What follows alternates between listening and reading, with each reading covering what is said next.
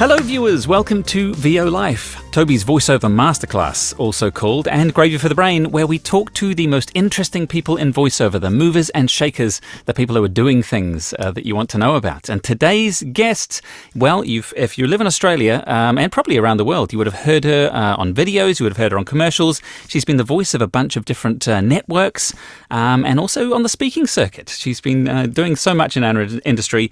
It is the Vice President of the AAVA, Teresa Lim. Welcome. Hello, thank you so much for having me. It's lovely to chat with you, Toby. Cool, yeah. And finally, we found a time. We're both busy voiceover artists, but it's lovely to finally sit down. So, what's some of your? I listed a little bit of the stuff at the beginning there, and said you've been in lots of stuff. What are you kind of known for in voiceover? So I've worked a lot in promo voicing. I've worked extensively in promo voicing for Boomerang TV Cartoon Network, and I loved doing that for years. It was introducing all of the programs from the female promo voicing side, and I've also worked on Netball Australia for Fox Sports, which was totally different from Cartoon Network and Boomerang TV. Like that, yeah. Nice bit of variety. Really different kinds of promo voicing. But then on top of that, just regular commercial voicing for TV and radio here in Australia, and also videos and explainer videos when they came out for the Australian government, things like that. Yeah. Cool. So you do a lot of on-camera work as well? And I do on-camera work as well. I present television ads here in Australia, as well as training for things like the Queensland Fire Department and national training bodies, for a lot of government stuff. So used to reading a lot of scripts off a green screen and a rolling auto cue. Yeah, fantastic. And how long would you have been full-time in your acting/voice work? Since 2009. Oh, yeah, cool. Yeah, it's a long time. It's quite an interesting journey because back in 2009, in Australia, there weren't many home studios. We didn't operate out of a lot of home studios back then. And the only way I could find information on a home studio build was through LinkedIn and connecting with American voice actors and finding out specs and gear that they bought and used. And I had to experiment, create my own sound, sound isolation and sound treatment. And I really got into that in a big way. That's cool. And then when COVID hit, then suddenly in my agency anyway, I began to have lots of Zoom sessions with voice actors who were keen to find out how to not only set up their own home studios, but to set up Source Connect, which if anyone's, tried to install Source Connect, is a multi-step process, Yes, exactly. Yeah, they fixed it now with Source Connect 4, but all the versions up to 3.9. Good Lord. Different now. I spent 2 whole days on the phone with their support staff when we agreed that I had a very unique setup, and we did get it working in the end, and it works perfectly. But wow, that was a journey. Oh my gosh. And so lucky that they're so lovely. They are. The loveliest team, internationally. Source Connect team are just wonderful for customer service. But the initial, I think, tech was quite, difficult to navigate back in COVID days.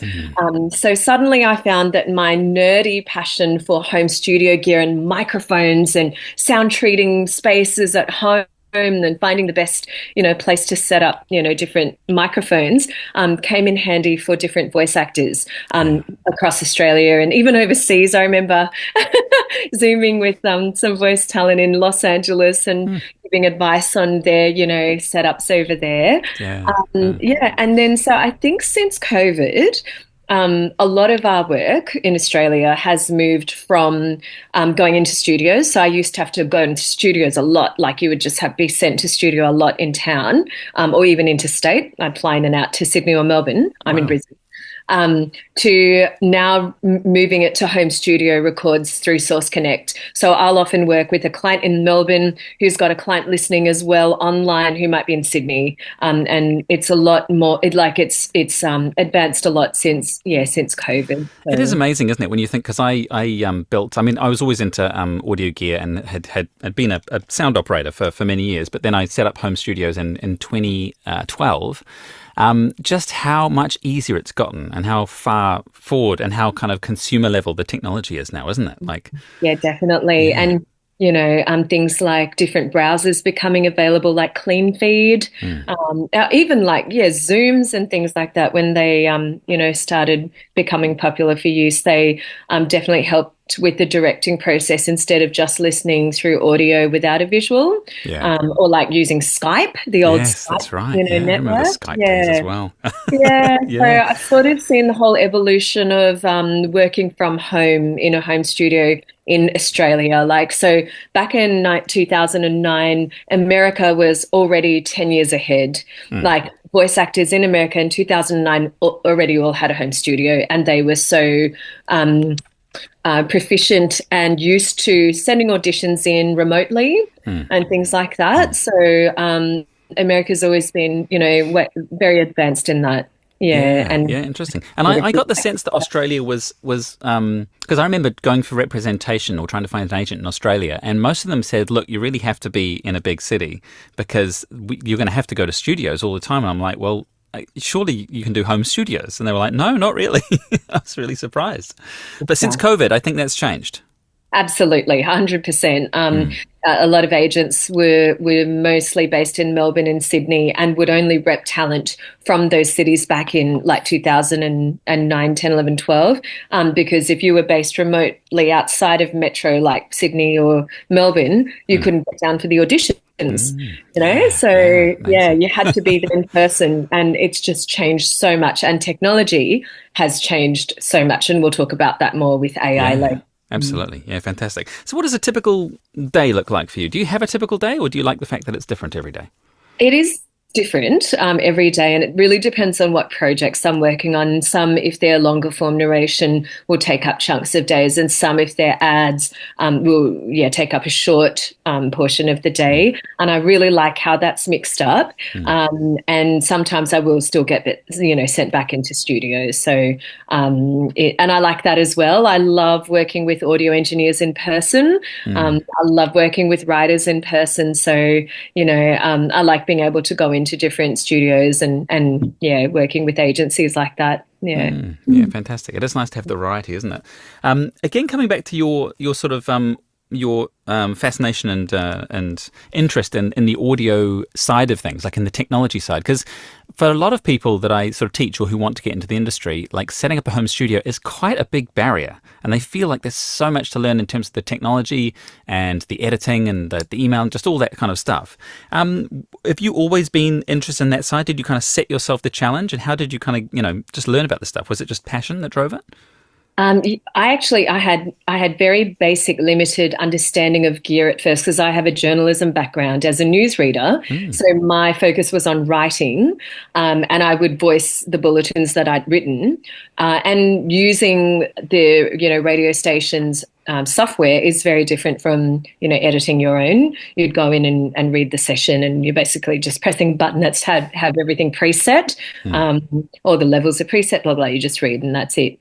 So I think I only really learned, and I think people only really learn when you start to do it for yourself, when you set up your own space and learn to work with your own gear and your different interfaces you can buy, different mics, different settings, and different editing software.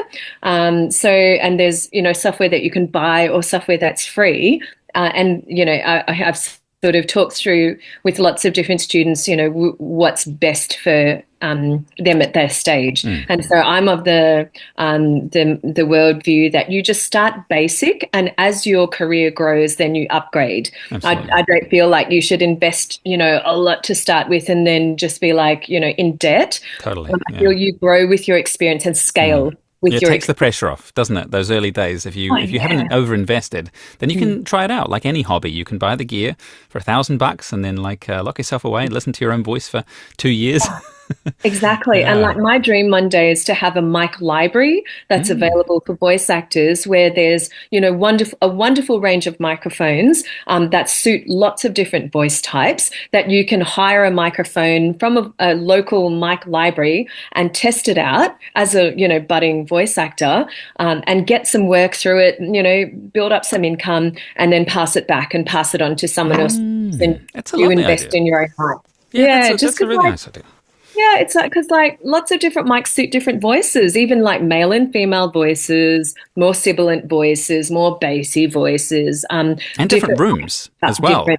Like, yeah, exactly. When I got this U87 when I was in my old studio, and it sounded hopeless in that room. It was just horrible. It picked up because it was cardioid instead of the 416 that I was using before, and so it suddenly picked up all the ambience, and it was like, this is horrible. Went back to, so I had to build a new studio for this mic.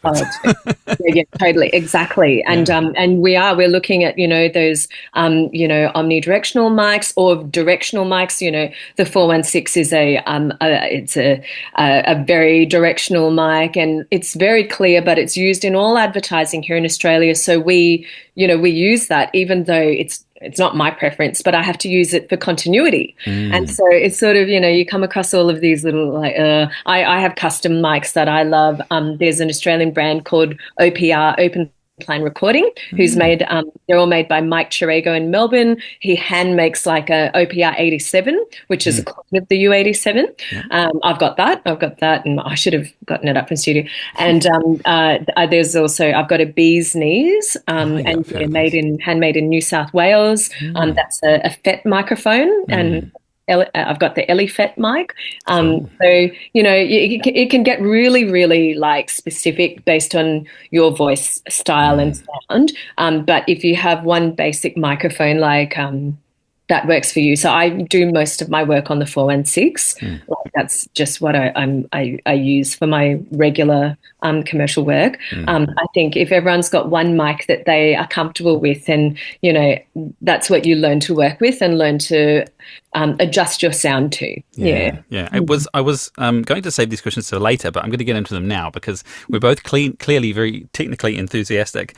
So what interface do you use, and what DAW do you use as well? Okay, so I've got a few, but I think the easiest one to describe is the Focusrite. The Twin is a really good one that I've used, here and there, everywhere. But I also have an Audient ID14.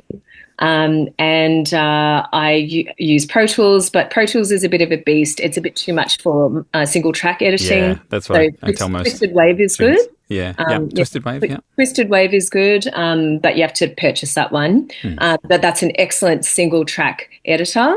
And then if people are looking sort of for like free software, Audacity is a good free one. It's a good starting place, isn't it? Just to get the hang of. Starting place, yeah. I think Audacity, you can do like multi-track editing as well. If people need to add like background music, that's a really easy software. That's not like too much like Pro Tools.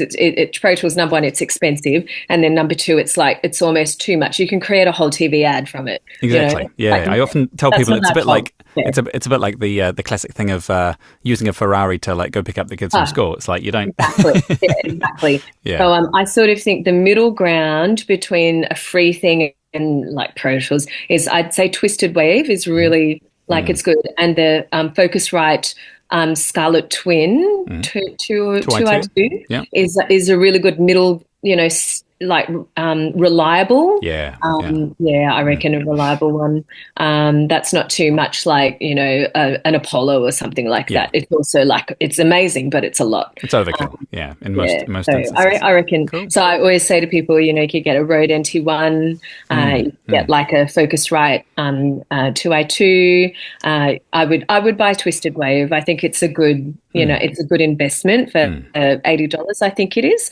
And then a good set of headphones. I use Audio-Technica M50 X's. And I've also got the Beyerdynamic DT770s. They're the really cloud ones. But they're also a lot. Like they're a lot. But the most important thing people need to look at is the sound treatment in their space, because you can have an awesome mic, but then it can, like you said before, pick up all the sound, pick up all the noise, and that's not what you want. So you've got to find the right mic for your space, or create the right sound treatment for your space. And people can do that within their homes by even like absorbing sound through, jackets or blankets or towels or bookshelves. With lots of books are an amazing, sound barrier. Don't you reckon the best ready-made recording studio is a walk-in wardrobe? Oh, totally. No windows. It's covered in soft furnishings. Cozy. And, you know, and another thing I say to students is that when you go traveling, you can pack up all your gear, like what I've just mentioned, into a recording backpack. And then if you, you know, have like towels in your hotel room, or even like a walk-in wardrobe space, you can pad it out and you can like easily set up a makeshift recording space when you're traveling on the road as well. Totally. Yeah. I've got a Facebook group called Pillow Fort Studio Gallery. Oh my gosh. For voiceover artists when they're traveling to post it. So I'll send you the link afterwards and you can. Yeah, fantastic. We've all done it. We've had like makeshift mattresses above our heads. Yeah. The thing I learned from Joe Cipriano that I learned from Joe Cipriano at one of the One Voice conferences was to use the ironing boards and then drape the doona over the top. And it's like, that's genius. Yeah. Yes. Actually, my friend Simon, who's the president of AAVA, he gave me a gift of these clamps, which you can get. He just got them at the $2 shop because I was traveling a lot for work and needed to. He said, "Have you got clamps?" I was like, "What are you talking about?" So he gave me a set. And you basically bring them in your recording travel bag and you clamp up the towels like to, you know, different parts of wherever you're recording and it holds up the towels. And it's like the best investment. And he's like, you just go to any $2 shop and it's like plastic plant, like that's so clip, true. like bulldog clips. Yeah, exactly. Yeah. Gosh, that's fantastic. And it's amazing what gets voiced. Like, I mean, I remember being stuffed under a double bed in some Airbnb somewhere, recording like a global tourism ad for some country. Exactly. It's just like, you know, well, even if you're doing auditions, you know, because we all get called to do auditions, and you never know. And I got caught out in New Zealand when I went in January because I said to my agent, I'm on holidays and I just really want to be on holidays with the kids. And anyway, a whole bunch of work came in, ironically from different airlines. It was true. Airlines. And I had to end up going to a studio in the middle of holiday travels because I didn't bring my gear. Yeah. I had to go to the studio 3 times in like the week I was there in Auckland. Yeah. And I should have just brought my gear. So the lesson I learned is if you are going away for an extended period of time, just pack your gear. You know, it will save you studio costs, it will save you time, and you know your gear. You know what to work with, so you're not mucking around. Yeah, so, absolutely. Yeah. And I've heard of people that, you know, lose, especially promo gigs, because you're the network voice. If something comes up, they need to voice it. That's right. It's a very quick way to like lose a promo gig if you can't. And that's apparently how Joe Cipriano got his big gig for, I think, Fox News he's in. But because the other guy was like away and he couldn't do it, so he got the gig, and he's been doing it for 10 years. Yeah, you snooze, you lose. In the exactly, totally. I remember once I was at the beach at Kira on Coolangatta, New South Wales, Queensland border, and I got called for a Boomerang TV promo for Scooby-Doo or something, and I had to like run up from the beach, leave my friends, and then record from this like, you know, makeshift booth that I'd created. It was pretty cool actually. I should have taken a photo, and then like run back down. But my friends are all used to this now. They know my lifestyle, and you know, the good thing about voiceovers is you can be in and out very quickly. You know, it's a wonderful it's a wonderful career. Yeah, absolutely. If I hadn't been settled down and had kids and a house here in New Zealand, then you could just hotel surf constantly. You could just travel the world constantly with voiceover, and you know. Totally. That sounds way too glamorous. It does sound rather glamorous, doesn't it? Anyway, so what was speaking of glamorous or unglamorous? I want to know what the kind of moment was when suddenly you were like, "Hang on, I could be a voiceover artist. Maybe this could actually happen." Because there's a moment for everyone who's now a voiceover artist who thought it wasn't possible and just dreamt about doing it usually, or just fell into it sideways. You mentioned you were a journalist, so it probably stemmed from that. But what was the kind of moment that happened? It actually came from my mother. My mum had read this book from a overseas author about making money in your pajamas, and then she was like, "You could do this. You could do this. You could just build build a home studio and just do voiceovers. And I was like, what's voiceovers? And this would have been back in 2008, the year before I sort of really started researching and getting into it. But yeah, so it was my mum's idea, because I think news is like, I love news, and I still have a real passion for the truth, communicating, the truth, and getting it out there. I think it's really important that people know facts about what's happening in real life, and that's a big part of the AI stuff. That and harder to come by in all the medias at the moment. Oh, totally. It's just, but yeah, and as a journalist, it was challenging because when I did journalism at uni, it was like the commercial side or advertising was seen as the dark side. Yeah, true. Yeah, I felt like, oh man, I'm gonna like throw it all away and cross over to the dark side. But it was challenging working in news, not just early 4 a.m. starts in a newsroom, but it was like when I was working in news, I had to cover Steve Irwin getting killed, and what. For those who don't understand how the news process works, the news comes through something called an RCS like filter, like editor, and it just has sentences of the facts. And as a journalist, you read off this RCS what the facts are, and you create your stories, you do your interviews, you do your research. But it's just really graphic. It's just, Steve Irwin has been stung in the heart by a stingray, and the blah, blah, and the blah, blah, the blah, blah. So it's very cold, and you've got to humanize it. Overwhelming. I had to cover the first beheading in Iraq. It was just it was just really full on, and I was very overwhelmed by that side of news. So I think then coming into voiceovers was a totally, different change of environment. I loved, number one, meeting people and working with them on happy things or more, like fun things. And I've worked on a whole bunch of fun projects in my career and life, and a very wide scope of different strange things and fun things. But I've really loved the variety of work. Yeah. So, and how did you get your first gigs? Because that's always everyone's newbie's first question. They're like, I've got the gear. I think I'm pretty good. How do I get my first gig?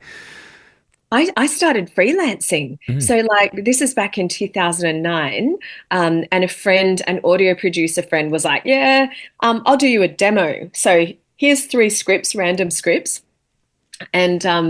And I just record from I'd by this stage, set up a basic home studio. And he's like, just record 3 of these reads, and I'll put it together for you. And I basically put it up on freelancing platforms and sent it out to radio stations and agencies around Australia. And internationally. And so the first job I got was through a platform. I don't think it's around anymore, but it was called Elance. And I posted up my demo and my, very first, profile things, and I got booked for it. I'm not kidding you. A job in Africa, like as in like Nigeria, reading a real estate video for $300, which back then was 600 Aussie. And it was like maybe less than a minute, just narrating words, and got booked for it, got paid for it. And I was like, it was amazing. Yeah, I remember that feeling too. My first gig was from some like crane company in like Alaska, and of all places. And I just thought like I've turned this around in such a short time. Like this feels like too much payment. But it's getting the gigs is our job as voice artists. It's not necessarily doing the voice work. It's getting the gigs. That's all the rest of the time, isn't it? So wow. Oh, that's cool that you had such early success and overseas like that. Like it really does give you confidence getting those first gigs and thinking, I can actually do this. Yes, well, there wasn't many Aussie jobs back in 2009. For Elance was an American company, and all the Aussie voiceovers, as I did more research into Australian voiceovers, you had to be repped by an agent. That's how you got work back in 2009. You had to get repped by an agent, and you could only really get repped by an agent if you were experienced and had like a client base and everything. And so I worked on that for years. And also I was, and back in 2009, it was quite not diverse here in Brisbane, anyway, in Australian media. So I was also working through that battle of like a real sense of there was no digital TV. That was number one. So no digital, it was all analog channels. There was only like 5 channels in Brisbane on TV, and it was all predominantly Caucasian presenters on TV. And I, was told that I had to go to Sydney to work with SBS if I wanted to be on TV, and that's how I ended up in audio. But yeah, it was quite a fight to see more diverse representation on screen in Australia and it took until August the 1st, 2017. And I'd spent all those years, 8 years by then, working in like voiceovers and doing really well just anonymously as a voice. When Screen Australia signed the Diversity Charter, August the 1st, 2017, and suddenly it was like, I'm not kidding, it was like, who's that Asian voiceover we use? We need her to do something on screen. And I was literally like, I don't do anything on screen. I don't know what to do. And they're like, oh, just smile and be friendly and just, hold a glass and, you'll be right. Yeah, just do this. So then I got pushed into ads. I got pushed into presenting. My first, big gig was with Sean Rodrigo, this beautiful producer in Sydney, and he got me to present this product called the Data Republic, and I had never done anything like that before in my life. So I memorized this 2.5-minute script. Wow. That, he didn't expect me to fully memorize. I could recall it just instantly. That's, I was so over-prepared for it. We finished the shoot. It was meant to be a full-day shoot. We finished it in like less than 4 hours. Whoa. Wow, yeah, that's amazing. It was walking and talking. It's still on YouTube now.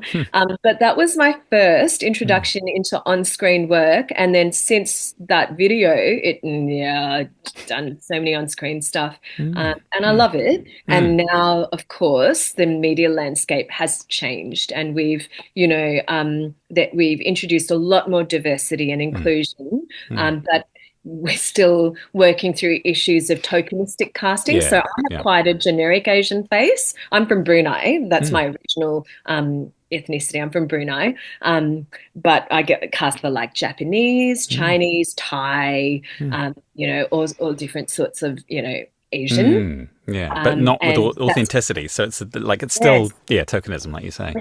We're still like, it's better than having nothing, but it's not there yet.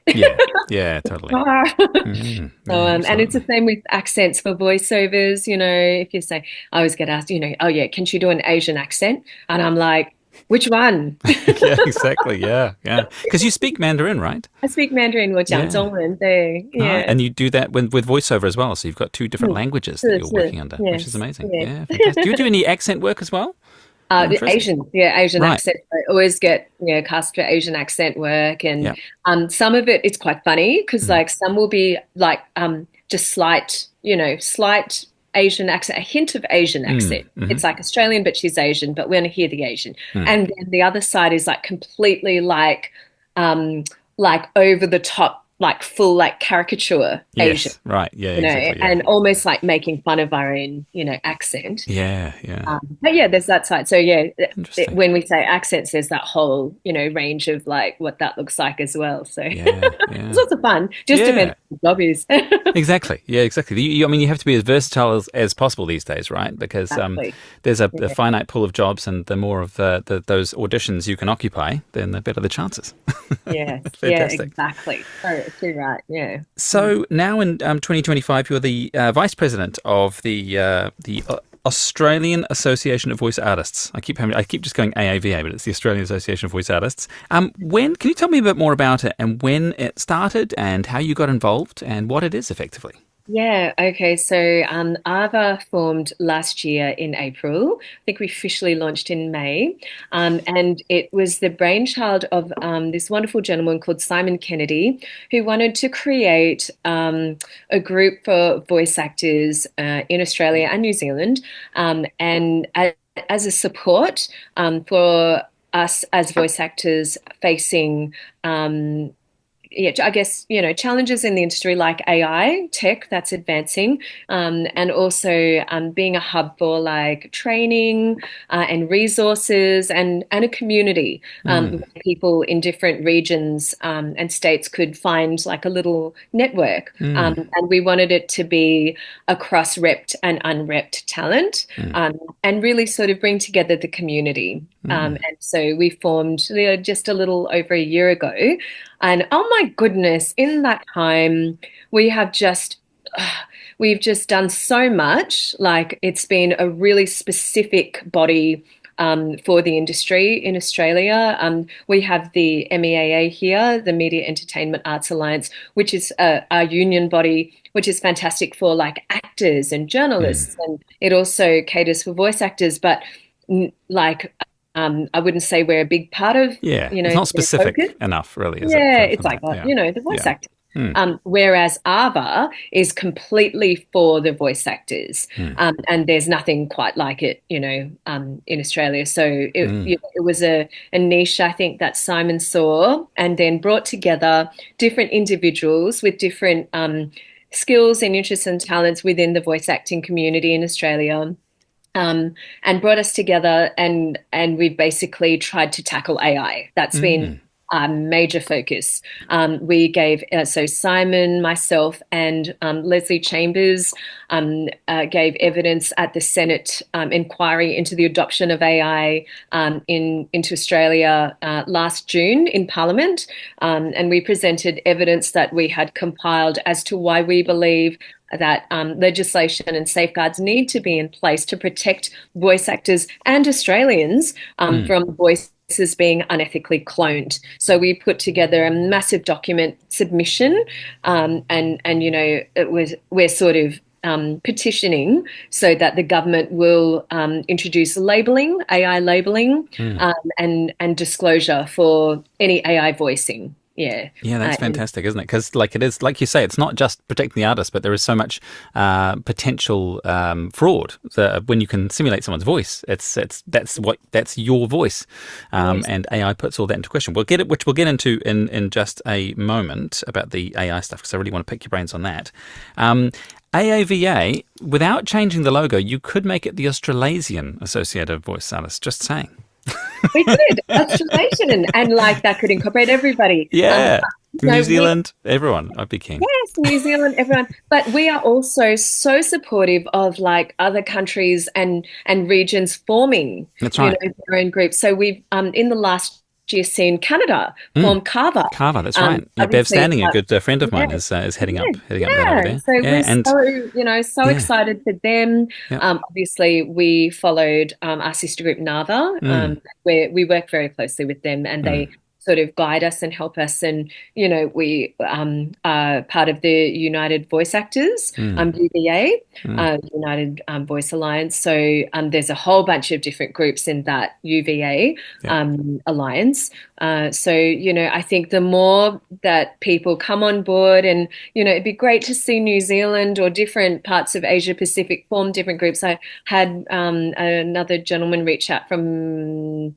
Philippines, I think it was, saying that, he's really keen to start something in the Philippines. Cool. We are so open and happy to share resources and network together and, support each other, because AI is something we are looking to tackle, globally, like as a united body of voice actors. Absolutely. When one nation succeeds, then it sets the precedent and momentum for other countries as well. And that's what we're really working together for. We really want us globally to see safeguards in place to protect voices. Yeah, cool. And there's other benefits as well of joining, isn't there? Because you run sort of workshops, and there's that community aspect, as you say, and discounts off things as well. I get my membership emails.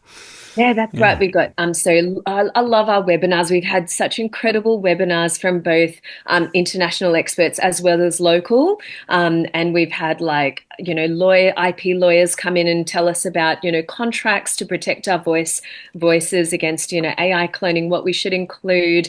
We've had different professionals, Debbie come in and do character voicing, and we've had and different parts of the voice acting profession. so we've had like audiobook experts, we've had, documentary, long form narration, cool. ads. Different genres. Yes, and we had our panel. We had a panel recently, our Brains Trust, which was like a audio engineer, a creative director, and a casting director come and speak about what to look for in a demo, what they look for in a voice demo. So what should you guys have in your voice demos? There's been a lot of great community webinars, and they're free for all of our members. I think it's like $20 if you're not a member. So it's sort of like if you're going to, go to a few webinars, you might as well join for the year. It's $100 to join. It's like, so cheap. It's very good value. Yeah. And then, so we have community, get-togethers, Christmas drinks we had Christmas drinks last year across the States. And we do more like meetups and things. And then, there's the discounts and benefits from our sponsors, Rode Microphones, and also Brisbane Sound Group is this phenomenal resource that sell microphones, sound gear, headphones, everything, and they ship, nationally and internationally, and you get a discount with them. And there's lots of discounts for like training, people who offer training and coaching and things like that. Cool. And it's all on our website, which is www.avavoices.org. Cool. And it's a really great website. You can navigate documents there as well. So there's resources like the AI Rider. Cool. Yeah. We've worked with Arts Law Australia to sort of localize it. So the original one was developed by NAVA, and we've gotten our lawyers in Australia to localise it to Aussie law. And we're encouraging everyone to include that in contracts to protect themselves, before they start jobs, Yeah, that's really useful to have that local resource, because one of the big things about, AI and the work that NAVA's doing with the Senate over in America and Congress over there is that will only apply to American law. So it might work for the contracts that, say, I'm doing with my people in Los Angeles, but it won't necessarily be the same for Australian or New Zealand law. So it's great to have that backup. Is there any, like, if someone finds over in this part of the world, if someone finds that their voice has been cloned, are there legal resources you can help with or people that you can refer them to? Not at the moment, because it's not illegal. That's the problem, and that's why we're pushing so hard we're trying every avenue. So recently, Simon and I met with Commercial Radio Australia to discuss AI labelling and disclosure with them. We believe that it should come from the code of practice that every network has to abide by, and we've spoken with ACMA as well, which is the governing body above CRA, to present the case forward as well. And next week we're meeting with ANA, who are the Australian Association of National Advertisers, because we want to see AI labelling on ads on TV and radio for voice. And I think we come from this, from the angle of, okay, AI is here and we are going to, it is going to be used. It's going to be implemented in our work. At the moment, we are not discussing AI tools as a tool that's being used. We're discussing AI cloning and replica of a voice or person or persona. So we're sort of dealing with that side. So as separate to AI as a tool that's being used to edit or produce or things like that. Does that include the voice changing? I suppose it would, because or it might not. The voice-to-voice features on say 11 Labs, for example, which again kind of links back to our diversity conversation, in that I can now do a voiceover and change myself into a woman, or change myself into someone with a heavy Scottish accent or something, which raises all its own ethical questions. Well, it's funny you say that, because in Australia, I think now it's nearly 3 months ago, ARN, the Australian Radio Network, was came out that they were broadcasting an AI radio host for 6 months, who was cloned on an actual real life employee from their finance department. Her name was, so they called the program Weekdays with T. She's an Asian woman, but in reality, she wasn't an Asian woman. She was like a bunch of blokes who were punching text-to-speech prompts and making her announce this show. She had no input on the program. I've met her in real life. And she basically agreed to have her voice cloned, and they created this AI avatar, and they didn't tell the public that she was actually an AI avatar. Wow. So is it like, in terms of your opinion on the subject, it's too late to put the genie back in the box? You're not going to get tech companies to abandon all their stuff. And because it's across sort of state lines, it's very tricky to sort of stop the development and the use of it. But we are, the place we can make changes is in our democratic systems, right? Is to put pressure on politicians to enact laws that remove any kind of moral ambiguity around this stuff. Absolutely. I think the key here is trust and transparency for the public. And for voice actors, there's three things that we're really looking at: is consent, control, and compensation. So I think with all of those guidelines in place, that's how we can ensure ethical AI usage. Because if people are going to be moving forward with AI usage and broadcasting, we need to be covering all of those things. I think that this needs to come from the top down. It can't be self-regulated. We can't expect networks to self-regulate. It's got to come from the top. And I think the problem with governments and legislation is that they're always too slow.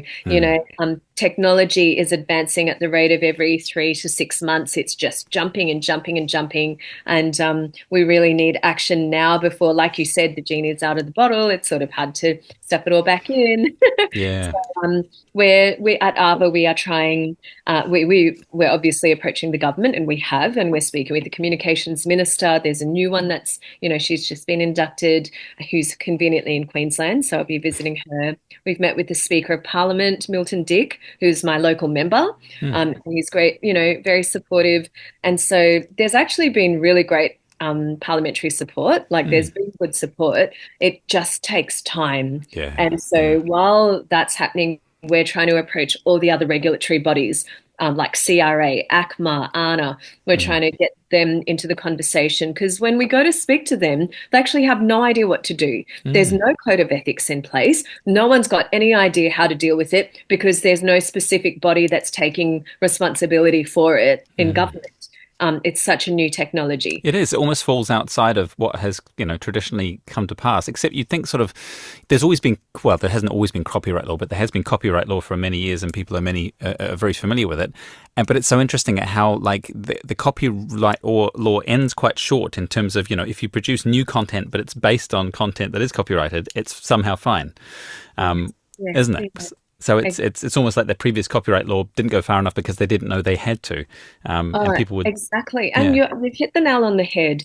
It's like ethics needs to scale with technology. We can't be relying on ethics that we've been always relying on with the old tech and the old everything. We never had to think about protecting human voices, because traditionally text-to-speech voices sounded robotic. They didn't sound human. You could identify with your human ear that it's like, and press 1, and go, okay, well, yeah, that's a computer. But the problem now is that tech is able to mimic exactly a human voice, and now it becomes like, okay, well, that opens us up to all sorts of problems. And it's, someone said to me, so I've been having major discussions on LinkedIn following my public post on the whole T and CADA trial.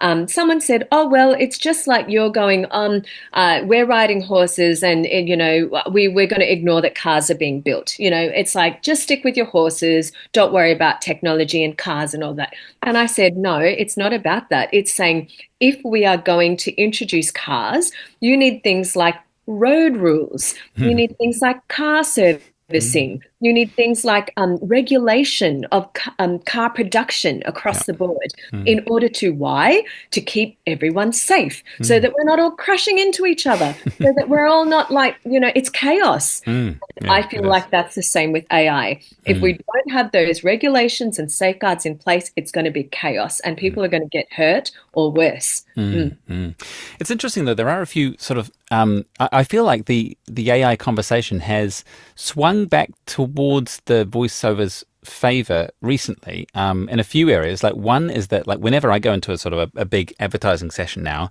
they've got the video that they've cut together and the music and everything, and there's an AI voice in there already, and they're asking me to replace it because they just cannot get the nuance, and it takes so much less time to ask me to put more emphasis on this word or go up at the end of the sentence. It's like it's so nuanced it's hard to describe until you just tell another human. So to get someone to program that would just take too long, and it would, why we're doing this. And also the fact that, these AI models are usually blended voices from a few different sources. And I've definitely heard like traits of my voice in one of these kind of, homogenous voices that are out there. But because of that, there's still because copyright law might get passed and it might apply to previous content, they are not, like big advertisers are not willing to take a legal risk. So they're like, well, we're not going to use AI voices because it might come back to bite us in the bum. So we do need an AI voice, but we're going to pay a specific voice artist and we're going to, write up a contract and pay them $200,000 and then just use it for our purpose, which seems to be the trend going forward now, especially in the big work, like the big advertising work and the big kind of like TTS stuff. My big concern is that the training grounds for voiceover have been lost. And that the work I did when I started in voiceover, which was explainer videos and low-level corporate videos and that kind of thing, has evaporated. And now to my new students, I'm kind of like, you have to practice. And it's just getting those first few jobs, like we were talking about earlier, that give you the confidence to keep going. I worry about that part of the market being lost. Yeah, it is definitely a changing marketplace, and the younger developers who now just have access to something like Google VO3, right, which is it's just been launched 3 weeks ago and looks so realistic.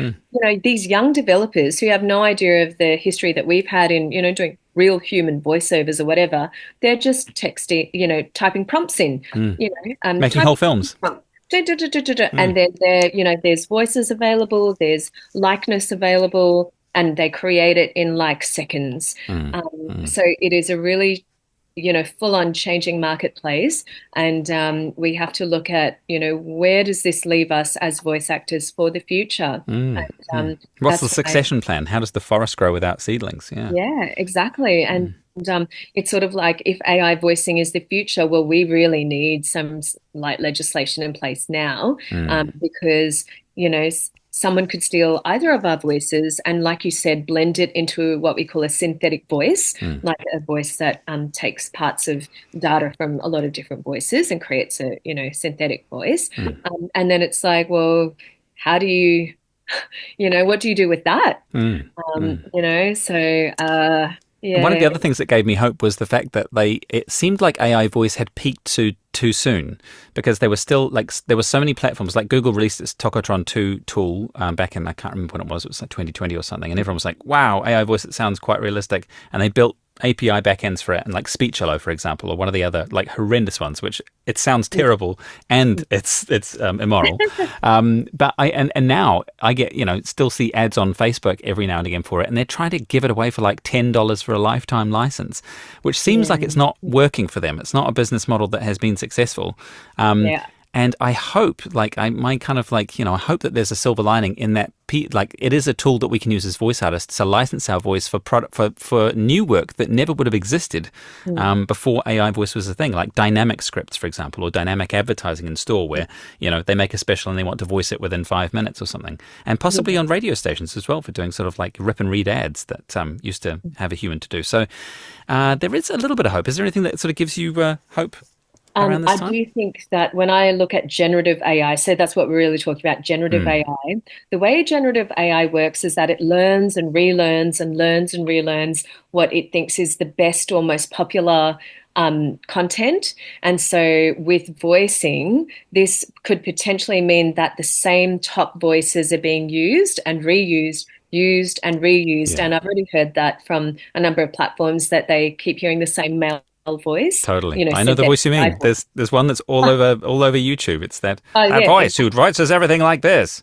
Yeah, exactly. And so what happens with that then is there's oversaturation in the market. And then when oversaturation happens, it won't just be in voicing, it'll be in the same, like if we're talking radio ads, like you just mentioned, it'll be the same sort of writing. It'll be the same sort of music production. It'll be the same sort of voices, and everything will sound the same and bland. And then that will then possibly and potentially push to unique and real human voicing and human input and content. So, I think that the danger with oversaturation of AI stuff is that everything will just, it'll sound homogenous. It'll just be that, I mean, I've always said that, great art surprises and delights. It takes you somewhere that you didn't even know existed. And the thing about AI voices is that they are literally the opposite of that. It's like the average of everything that you've heard before. So the way they read scripts, it's fascinating to listen how an average, script is read, because it's so predictable and it's so kind of like monotonous and kind of boring that that I feel like as, if you're an advanced sort of voiceover artist or intermediate, like trying to read script in a really different way than an AI never would is a real strength now. Because auditions, I've noticed, especially from the US, the main thing they want now is like a voice with texture that you don't think is a voiceover. So it's like there's that textural element and like reading scripts and surprising in different ways. That's our real strength, I think, in this fight. Yeah. Exactly. Yeah. And then the other aspect of AI voicing at the moment is that we have to look at who's creating those AI voices and is it ethical? How have they created those AI voices? Where have they gotten their data from? Yeah. Has that been consented by voice actors?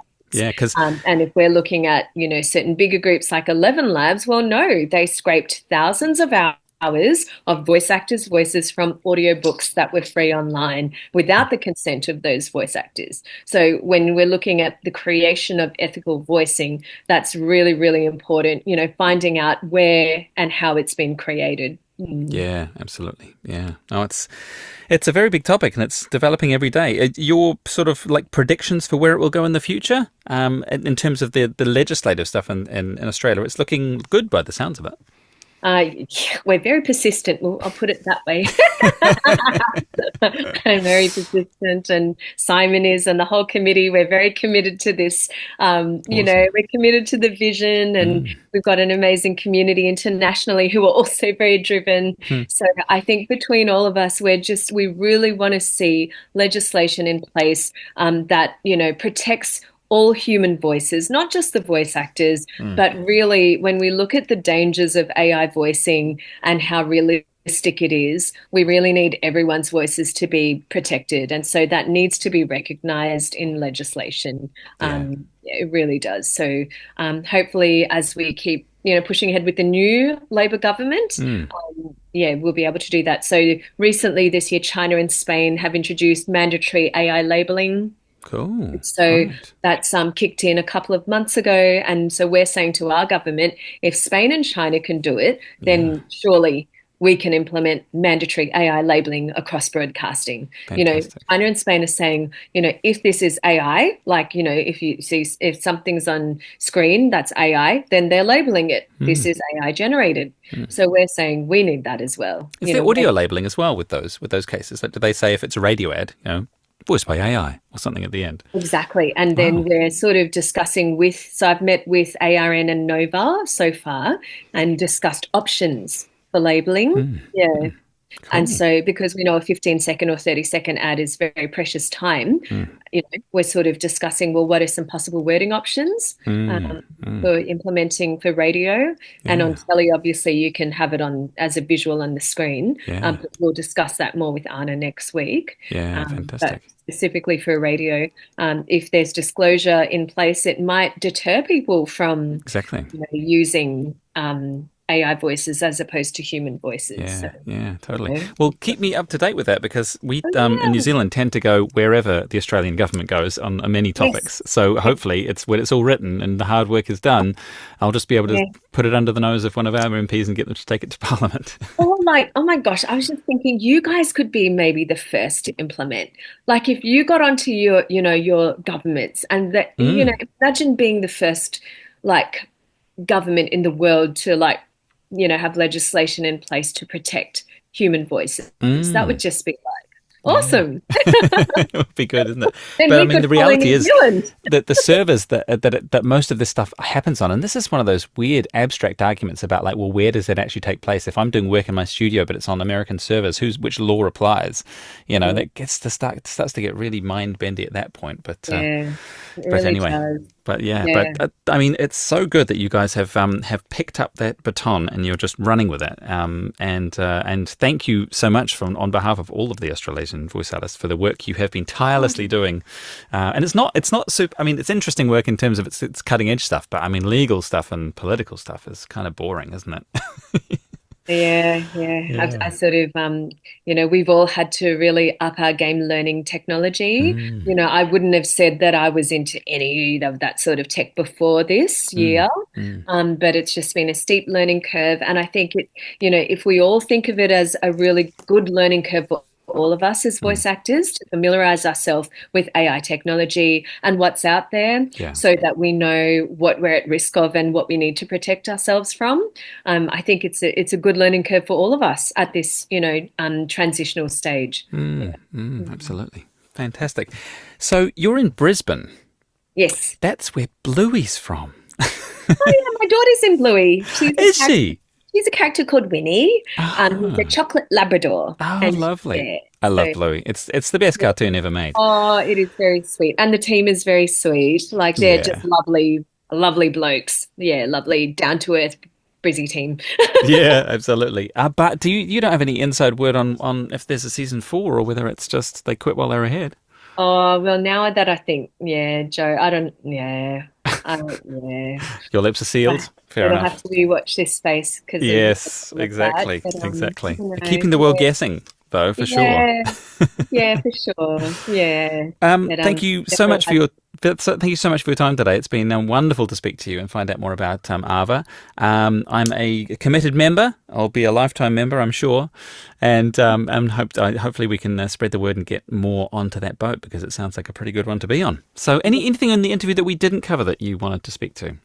No, I think that was it. I think that, I think as voice actors, especially with the current situation, I think a really good thing is to be connected to other voice actors, because we all work so remotely. It's really important to stand together at this time. I think when we're sort of facing challenges and we might feel the pressure to participate in an AI voice just because, like, a job, because, this is just what's out there, we get sent so many jobs each week of like dodgy job postings, on pay-to-play websites, and people going, oh, look at this, they're paying nothing. And, I think when we come together, there's so much strength in numbers for us to push back and go, no, this is not acceptable. And I think for voice actors working remotely, being part of a group like AAVA is something that will be so supportive for the future, moving forward. So fantastic. Yeah.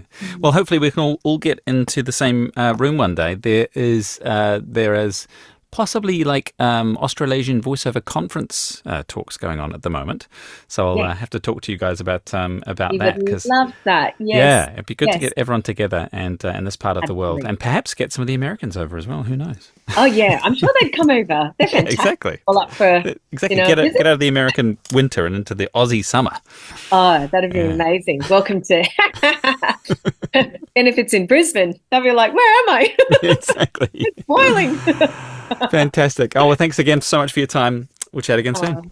Thanks, Toby. Chat soon. Thank you. Bye.